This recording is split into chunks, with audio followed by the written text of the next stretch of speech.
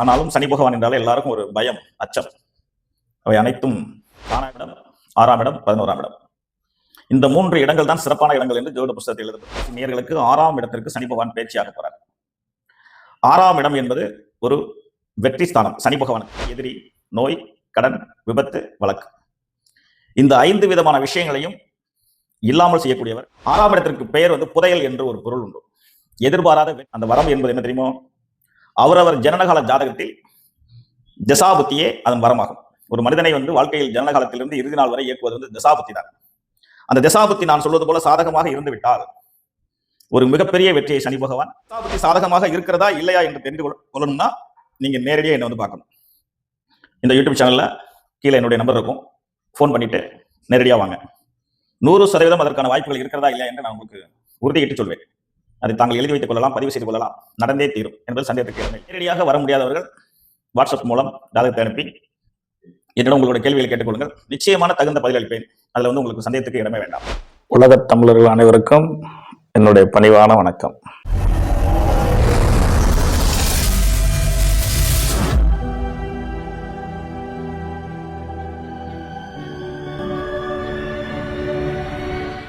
உலக தமிழர் அனைவருக்கும் என்னுடைய பணிவான வணக்கத்தினை பணிவன்போடு தெரிவித்துக் கொள்கின்றேன். எல்லோரும் எல்லா நலன்கள் பெற்று வாழ அன்னை பராசக்தியிடம் உங்களுக்காக வேண்டிக் கொள்கின்றேன். உலக மக்கள் அனைவரும் ஆவலோடு எதிர்பார்த்து காத்துக் கொண்டிருக்கின்ற சனி பயிற்சி, சனி பகவான் பயிற்சி, சனீஸ்வர பகவான் பயிற்சி. அவர் ரொம்ப மரியாதைக்குரியவர், போட்டத்தக்கக்கூடியவர், வரவேற்கக்கூடியத்தக்கவரும் கூட. ஆனாலும் சனி பகவான் என்றாலே எல்லாருக்கும் ஒரு பயம், அச்சம். அவை அனைத்தும் தானாவே வரும். அது ஏன்னு தெரியல. அவர் ரொம்ப நல்லவர். இருப்பினும் 2026ஆம் ஆண்டு மார்ச் 6ஆம் தேதி சனி பயிற்சி துலாம் ராசி நேயர்களுக்கு எவ்வாறு அமைய இருக்கிறது? துலாம் ராசி நேயர்களுக்கு சனீஸ்வர பகவான் எத்தனாம் இடத்திற்கு பயிற்சியாக போறார்? அவர் என்ன மாதிரியான நன்மைகளை செய்து கொடுக்க போறார் அல்லது தீமைகளை செய்து கொடுக்க போறார் அப்படிங்கிறத பத்தி தான் உங்களோட பேச போறேன். ஜோதிட புத்தகத்தை எடுத்து படிக்கும் போதே சனி பகவான் 3ஆம் இடம், 6ஆம் இடம், 11ஆம் இடம், 3ஆம் இடம், 6ஆம் இடம், 11ஆம் இடம், இந்த 3 இடங்கள் தான் சிறப்பான இடங்கள் என்று ஜோதிட புத்தகத்தில் எழுதப்படும். அப்புறம் 12 கட்டத்திற்கும் அவர் வரும்போது ஒவ்வொரு இடத்திற்கு வரும்போது என்னென்ன பலன்கள் செய்வாங்கன்னு சொல்லப்படும். ஆனாலும் சிறப்பான இடம் அப்படின்னா அது 6ஆம் இடம், அடுத்தது 11ஆம் இடம், 3ஆம் இடம். இந்த 3, 6, 11 மிகப்பெரிய சிறந்த இடம் என்று சொல்லப்படுகிறது. அது சரியா தப்பா அப்படின்னா அவரவர் வாழ்க்கையில அவரவர் அனுபவிச்சு பார்த்து சொல்லணும். துலாம் ராசி நேயர்களுக்கு 6ஆம் இடத்திற்கு சனி பகவான் பயிற்சியாக போறார். 6ஆம் இடம் என்பது ஒரு வெற்றி ஸ்தானம் சனி பகவானுக்கு. 6 என்பது எதிரி, நோய், கடன், விபத்து, வழக்கு, இந்த 5 விதமான விஷயங்களையும் இல்லாமல் செய்யக்கூடியவர் அல்லது பாதுகாக்கக்கூடியவர் என்று பொருள். நீண்ட நாட்களாக கடன் இருக்கிறது என்றால் அந்த கடனை அடைப்பதற்கு அவர் உதவி செய்வார். எதிரி தொல்லை அதிகமாக இருக்கிறது என்றால் அது வழக்கமாக கொண்டு எதிரிகள் இருந்தால் அவர்களுக்கு அவர்களை நாஸ்தி பண்ணி விடுவார். நீண்ட நாட்களாக தீர்க்கப்படாத வழக்கு என்று ஒன்று இருந்தால் அந்த வழக்கு தீர்க்கப்படும். வியாதி என்பது கூடுமாறவை மனித வாழ்க்கையில் அவர்கள் ஜனனகால ஜாதகத்தில் பலகீனம் இருந்தால் வியாதி என்ற ஒன்று இருக்கும். நோயின்னு சொல்றது, வியாதினா கெட்ட வார்த்தை இருக்கும், நோய் என்று சொல்கிறார்கள் அல்லது உடல்நல பாதிப்புன்னு சொல்றாங்க. அவர்களுடைய ஜனனகால ஜாதகத்தில் அவை இருக்கும் என்று ஒன்று இருந்தால் அது வந்தே தீரும். வரக்கூடாது என்று ஒன்று இருந்தால் அது வராது. அதன் பிறகு தீய பழக்க வழக்கங்கள் ஏற்படுத்திக்கிறாங்க அப்படின்னா அதை தவிர்க்க முடியாத ஒன்று. அதுக்கு ஜோதிடம் பொறுப்பில்லை. வியாதியாவே நான் பீடிக்கப்பட்டிருந்தேன் அப்படின்னு ஒரு மனுஷன் சொன்னா அவருக்கு அதுல இருந்து விடுதலை கிடைக்கும். நோய் இல்லாமல் வாழும் வாழ்க்கையை தருவார், கடன் இல்லாத ஒரு வாழ்க்கையை தருவார், எதிரி இல்லாத ஒரு வாழ்க்கையை தருவார், எதிர்பாராத ஒரு விபத்து என்றால் கையேந்தி காப்பாற்றி விடுவார். விபத்து என்பது ஒன்று இருந்தார். 6ஆம் இடத்திற்கு பெயர் புதையல் என்று ஒரு பொருள் உண்டு. எதிர்பாராத வெற்றி. எதிர்பாராத வெற்றி என்றால் நாம் தேடாமல் கிடைக்கக்கூடிய சொத்து அப்படின்னா அது விபரீத ராஜயோகம். நாம் தேடாமல் நமக்கு கிடைக்கக்கூடிய ஒரு சொத்து அது விபரீத ராஜயோகமாகும். அது 6ஆம் இடத்து சனி பகவானால் கிடைக்கப்படும். அவர் கிடைக்க வைப்பார். அப்பா தேடிய சொத்து கூட மகனுக்கு கிடைக்க வேண்டும் என்றால் அது விபரீத ராஜயோகம். புதையல் யோகம் இருக்கும்னா அது விபரீத ராஜயோகம்.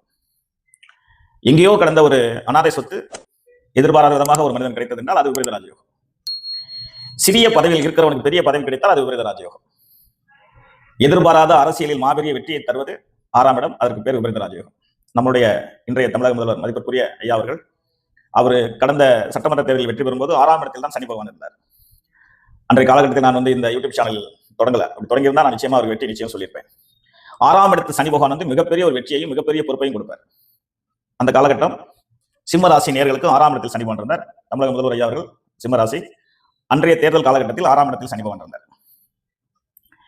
அதுபோல எதிர்பாராத வெற்றி. எல்லாத்துக்கும் மேல இன்னைக்கு கடன் பட்டவர்கள் அனைவரும் லாட்டரி டிக்கெட் சார்னு எல்லாருமே சொல்றாங்க. ஒரே ஒரு மாநிலம் இருக்கிறது, தமிழ்நாடு பூரா அது சேல்ஸ் ஆகிட்டு இருக்கு. எல்லாரும் என்ன கேட்குறாங்க, எப்போ சார் லாட்டரி சீட் விழுவும்.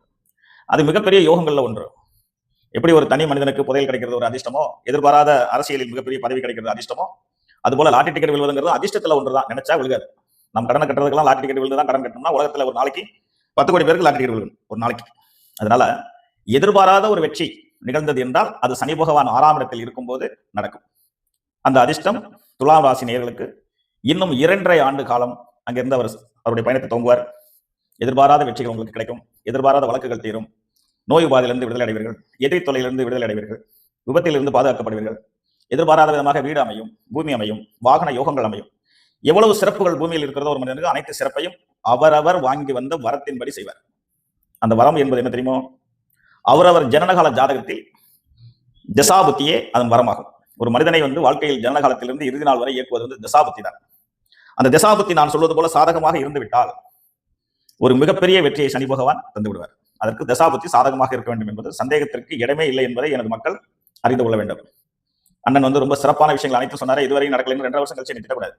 அதுக்கு தசாபுத்தி சாதகமாக இருக்க வேண்டும். அந்த தசாபுத்தி சாதகமாக இருக்கிறதா இல்லையா என்று தெரிந்து கொள்ளணும்னா நீங்க நேரடியாக என்ன பார்க்கணும். இந்த யூடியூப் சேனல்ல கீழே என்னுடைய நம்பர் இருக்கும். ஃபோன் பண்ணிட்டு நேரடியாக வாங்க. 100% அதற்கான வாய்ப்புகள் இருக்கிறதா இல்லையா என்று நான் உங்களுக்கு உறுதியிட்டு சொல்வேன். அதை தாங்கள் எழுதி வைத்துக் கொள்ளலாம், பதிவு செய்து கொள்ளலாம். நடந்தே தீரும் என்பது சந்தேகத்துக்கு இடமே இல்லை. நேரடியாக வர முடியாதவர்கள் வாட்ஸ்அப் மூலம் ஜாதகத்தை அனுப்பி என்னிடம் உங்களுடைய கேள்விகளை கேட்டுக்கொள்ளுங்கள். நிச்சயமான தகுந்த பதில் அளிப்பேன். அதுல உங்களுக்கு சந்தேகத்துக்கு இடமே வேண்டாம். ஒரு முக்கியமான ஆலோசனை, நடைமுறையில் இன்னைக்கு இருக்கக்கூடிய ஒரு முக்கியமான தேடல் என்னன்னா, சரியான வயசுல திருமணம் ஆகலையே ஏயா அப்படின்னு கேட்குறாங்க. திருமணம் ஆயிடுச்சியா ஆனா இன்னும் குழந்தை இல்லை அப்படின்ற ஒரு தேடல் எல்லாத்துக்கும் இருக்கிறது. வேலையை படிச்சு முடிச்சாச்சு, இன்னும் சரியான வேலை அமையலைங்கிற ஒரு எண்ணம் இருக்கிறது. இந்த மாதிரி உங்களை பற்றிய ஒரு கேள்வியில் மிகப்பெரிய முக்கியமான கேள்வி திருமணம் ஆகவில்லை என்ற ஒரு கேள்வி, திருமணமானவர்களுக்கு குழந்தை இல்லை என்ற ஒரு கேள்விதான் இன்னைக்கு மிகப்பெரிய அளவுல இருந்து கொண்டிருக்கு. அதை தாண்டி கடன், அது பொதுவான விஷயம். இந்த காரணங்களுக்கு தகுந்த பதில் அளிப்பேன். உங்களுடைய ஜாதகத்தோடு என்னை அணுகுங்கள். நான் தேதி எழுதி தருகிறேன். எந்த காலகட்டத்தில் திருமணம் நடக்கும் நான் தேதி எழுதுவேன். எந்த காலகட்டத்தில் குழந்தை பிறக்கும் என்பதற்கும் நான் தேதி எழுதி தந்திருக்கேன். எந்த காலகட்டத்தில் என்ன மாதிரியான ஒரு பணி அமையும் என்பதற்கும் தேதி எழுதி கொடுத்திருக்கேன். 25 ஆண்டுகளாக அன்னை பராசக்தியோட ஆசீர்வாதத்தோடு இதுவரை எந்த ஒரு குறையும் இல்லாமல், எந்த ஒரு தவறும் இல்லாமல் உங்களுக்காக வாக்கு கொடுத்திருக்கின்றேன். அதனால நிச்சயமா அந்த வாக்கு பலிதமாகும். என்னை நேரடியாக பாருங்க. அடுத்த ஒரு சந்திப்பில் உங்களை சந்திக்கிறேன். நன்றி, வணக்கம், வாழ்க வளமுடன்.